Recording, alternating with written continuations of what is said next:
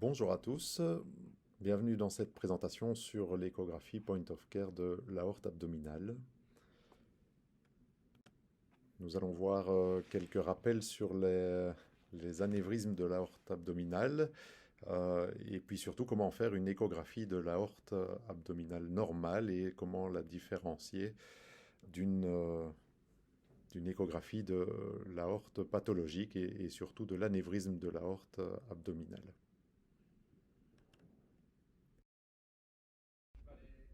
Alors, cette présentation porte sur l'échographie de l'aorte abdominale. Elle ne concerne pas l'aorte thoracique. Celle-ci est accessible par différentes coupes que nous détaillerons dans le cours sur le cœur, mais euh, les pathologies de l'aorte abdominale sont le sujet principal de cette présentation et nous allons voir comment réaliser les coupes habituelles. Vous savez sans doute que la toute grande majorité des anévrismes de l'aorte abdominale concernent l'aorte infrarénale, ce que nous allons voir en détail, euh, mais peut concerner également l'aorte suprarénale ou les artères iliaques primitives.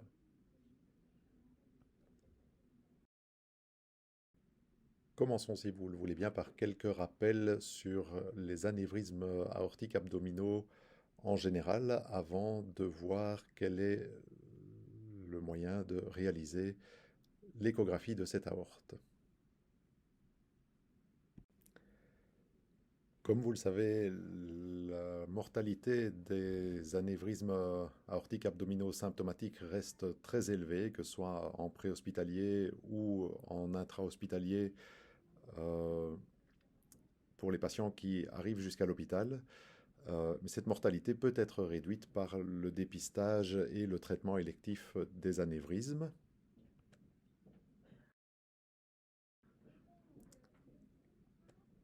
Je vous rappelle que les principaux facteurs de risque des anévrismes aortiques abdominaux sont bien sûr l'âge et le sexe, le problème étant beaucoup plus fréquent chez l'homme que chez la femme.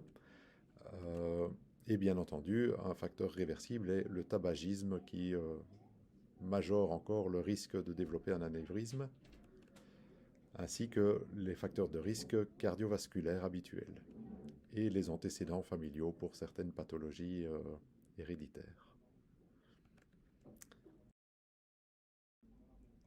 Un autre rappel d'éléments peut-être moins connus concerne la croissance annuelle des anévrismes. Euh, Cette croissance s'accélère avec le temps, plus le diamètre de l'anévrisme augmente et plus la croissance sera rapide.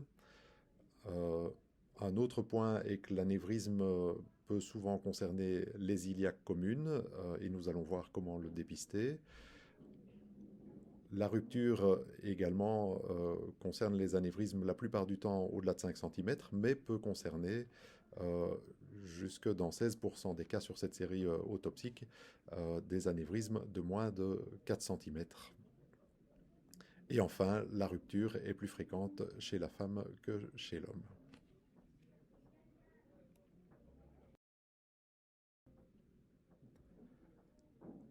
Alors, au niveau de la présentation clinique, en général, l'anévrisme abdominal est asymptomatique jusqu'à la complication, avec la triade classique qui est bien connue, d'autres présentations un petit peu plus chroniques, comme par exemple des emboles distaux dans les orteils, mais surtout, le diagnostic est difficile cliniquement, notamment parce que ce signe de la masse pulsatile abdominale est très souvent absent, et donc la triade est incomplète.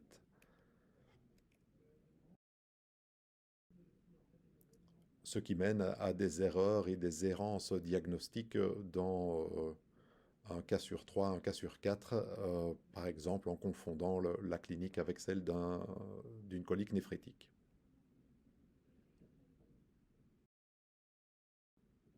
Autre rappel à propos de l'anatomie des anévrismes, ceux-ci peuvent concerner une portion localisée de la paroi et donc prendre un aspect saxiforme, ou entreprendre le diamètre global du vaisseau et donc prendre un aspect fusiforme, ce qui est la présentation la plus fréquente. Il existe encore d'autres sous-types d'anévrisme de l'aorte abdominale moins fréquents.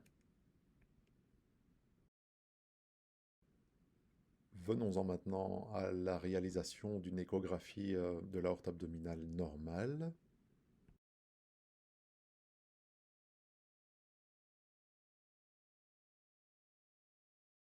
Pour ce faire, on va utiliser un appareil d'échographie portable au lit du patient. L'avantage, c'est que ce type d'examen est excessivement rapide, bon marché, se fait surtout au lit du patient. On ne doit pas transporter le patient en radiologie. On va voir que ça a une très bonne sensibilité et que ça ne nécessite pas d'utiliser de produits de contraste, ce qui est un grand avantage aussi par rapport au scanner.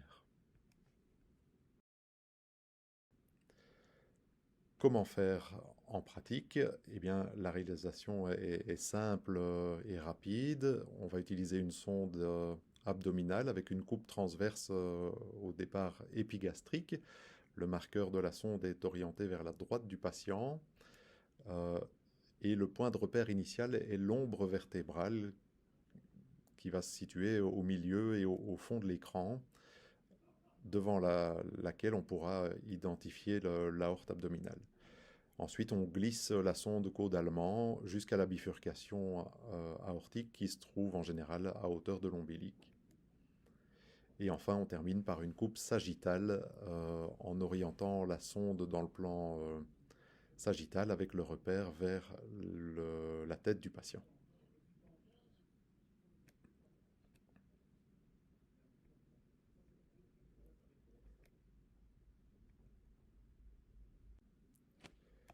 Voici les coupes habituellement obtenues lors de l'échographie d'une aorte abdominale normale. Donc le corps vertébral est cette structure arrondie, ici hyper échogène, avec un large cône d'ombre derrière à l'étage épigastrique.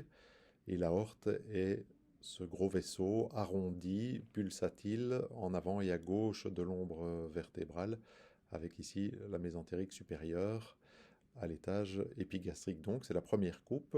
La seconde coupe, un petit peu plus bas, identifie toujours le corps vertébral et l'aorte en avant. La mesure du diamètre de l'aorte se fait selon l'axe antéro-postérieur. Et plus bas, presque à l'ombilic, on retrouve l'aorte distale qui va se bifurquer en deux iliaques primitives ici. Et enfin, la coupe longitudinale permet surtout d'identifier le caractère parallèle des bords du vaisseau.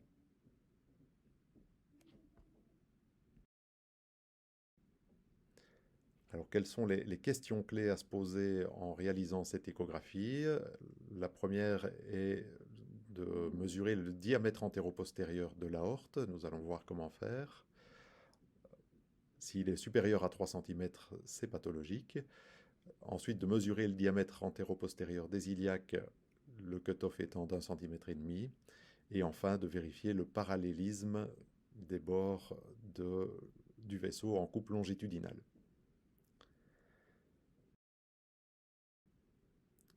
Une des difficultés pour débuter cet examen est de risquer de confondre la veine cave et l'aorte. Pour les différencier, il existe plusieurs critères. Un critère morphologique concernant la veine cave et qu'elle a en général une forme qui n'est pas complètement ronde en coupe transversale, mais elle est plutôt ovale ou voire en forme de goutte. Ses parois sont plus fines que celles de l'aorte et elle est localisée à la droite du patient. On a vu que l'aorte était légèrement décalée vers la gauche devant le corps vertébral. Enfin, la veine cave peut avoir un caractère respirodépendant, alors que l'aorte est plutôt pulsatile, mais ceci dépend de la volémie du patient. Et donc, si la veine cave est très dilatée, elle perdra son caractère respirodépendant et pourra même prendre un caractère pulsatile. Voici une première coupe normale de l'aorte à l'étage proximal, donc dans le creux épigastrique. On retrouve le cône d'ombre vertébral ici, devant lequel se trouve la veine cave, qui a ici une forme très plate en fine goutte, et l'aorte qui est en avant et à gauche par rapport au cône d'ombre vertébral. On retrouve aussi les vaisseaux mésentériques supérieurs. Certains ont comparé cette image aux deux yeux de Dark Vador devant le cône d'ombre symbolisant son nez.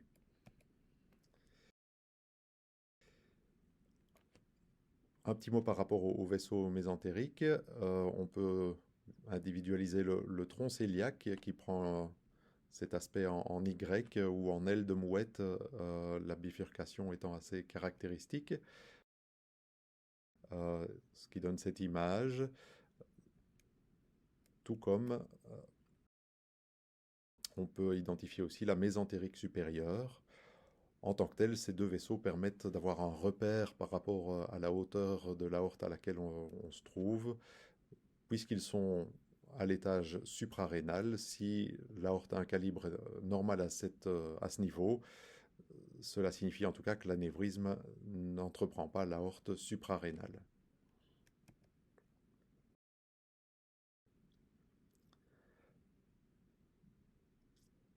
Un peu plus bas, on arrive au niveau de la bifurcation.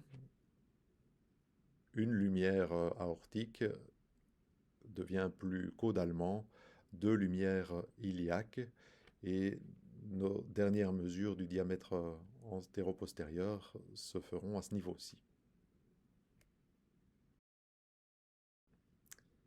Enfin, en orientant la sonde avec le repère vers la tête du patient, on pourra faire une coupe longitudinale de l'aorte. La tête du patient se trouvant ici, les pieds de l'autre côté. On trouve l'aorte dans sa vue longitudinale avec les vaisseaux mésentériques ici et les ombres vertébrales ici derrière.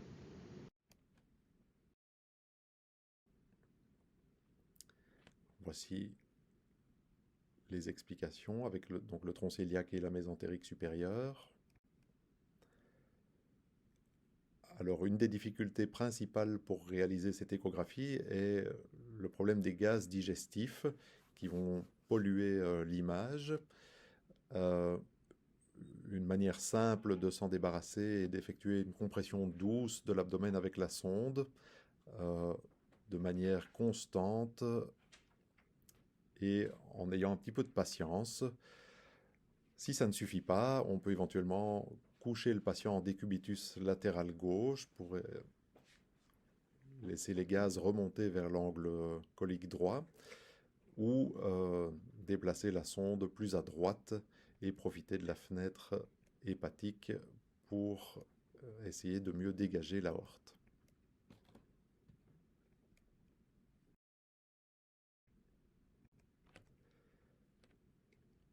On en vient maintenant à l'identification d'un anévrisme de l'aorte abdominale. On a vu que le premier critère important était la mesure antéro-postérieure du diamètre de l'aorte qui doit ne pas excéder 3 cm pour une aorte normale. Si le diamètre est supérieur, l'aorte est anévrismale. Un deuxième critère dont on a déjà parlé est le fait que le diamètre va en diminuant vers la distalité de l'aorte, donc vers la bifurcation iliaque, et que les bords doivent être parallèles en coupe longitudinale. Un autre critère est que la présence d'un hématome de la paroi n'est pas normale et fera donc évoquer l'existence d'un anévrisme aortique. On peut parfois voir deux lumières aortiques en cas de dissection associée. Et évidemment, la présence de liquide libre périaortique suggère une pathologie également. Enfin, l'échographie vous permet de localiser l'anévrisme, la prise en charge si l'atteinte est suprarénale étant différente de la chirurgie d'un anévrisme infrarénal.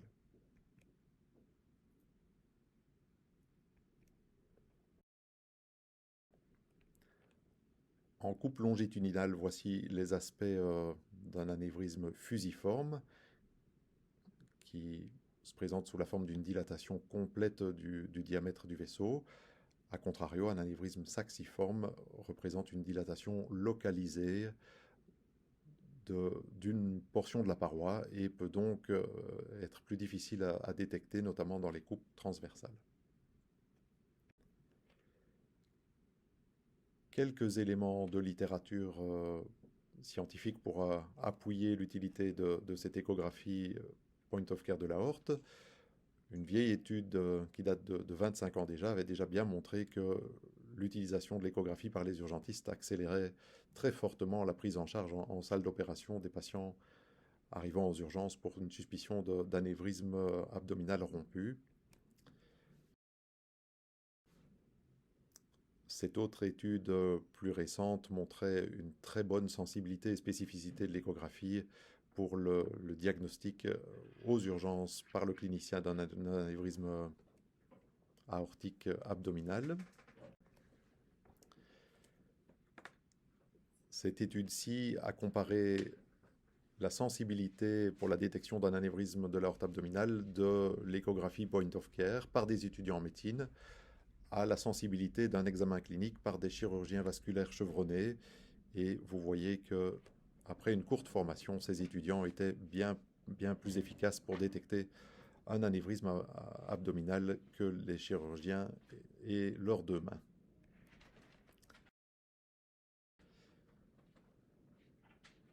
Une dernière revue plus récente a confirmé la très bonne sensibilité et la spécificité de l'échographie point of care pour la détection de l'anévrisme abdominal. Alors on en revient au problème du piège quant aux mesures de ce vaisseau en échographie. Le premier piège est celui d'une erreur de mesure. La mesure se fait bien sur un axe antéro-postérieur, incluant l'épaisseur de la paroi du vaisseau. Il ne s'agit pas de mesurer le diamètre de la lumière uniquement, mais bien de mesurer le diamètre de tout le vaisseau, paroi comprise. Un autre piège à propos de ces mesures est que si le faisceau ultrasonore n'est pas parfaitement perpendiculaire au vaisseau, on peut surestimer le diamètre en coupe transversale, tout comme un faisceau qui n'est pas parfaitement aligné avec le milieu du vaisseau peut sous-estimer le diamètre en coupe sagittale. Enfin, il est possible, en ne respectant pas les quelques éléments dont on a parlé dans la réalisation de l'échographie, d'être piégé par des faux positifs. Ici, par exemple, vous avez un corps vertébral, une ombre vertébrale avec le canal médulaire qu'on voit à l'intérieur, qui pourrait être confondu si on n'y prête pas attention avec un large anévrisme aortique abdominal. En fait, les vaisseaux iliaques sont ici devant, mais si vous suivez le balayage systématique de l'aorte de haut en bas, ce piège devrait facilement être évité. Alors finalement, la place de cette échographie point of care pour un urgentiste devant une suspicion clinique d'anévrisme de l'aorte abdominale est que ça va permettre de contacter très rapidement l'équipe chirurgicale et d'orienter le patient vers une salle d'opération en cas de clinique hémodynamiquement instable avec une symptomatologie concordante et une échographie point of care positive.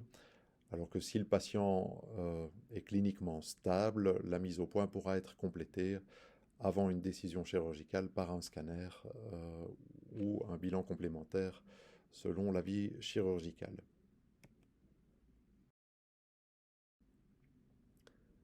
Voici enfin quelques images pathologiques d'anévrisme de l'aorte abdominale.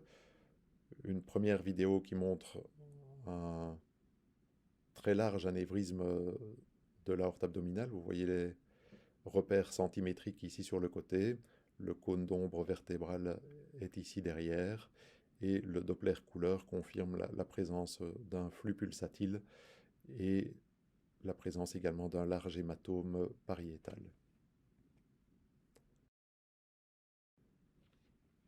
Une deuxième vidéo avec un anévrisme, cette fois vu en coupe longitudinale qui confirme le caractère fusiforme de l'anévrisme.